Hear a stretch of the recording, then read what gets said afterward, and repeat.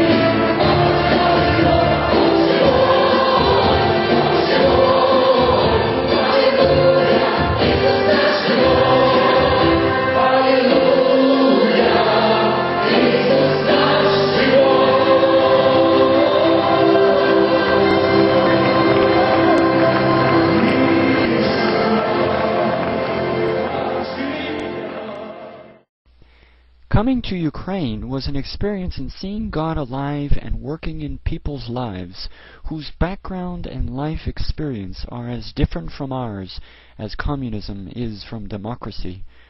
Although the Christians in Ukraine have freedom to worship God as they have experienced it, this freedom is tenuous. Many people believe that this is God's window of opportunity for this country. Missionary organizations around the world are joining together to make the most of this opportunity, to reach and train as many people as possible in this generation, so that they may in turn be a light among the nations to the east.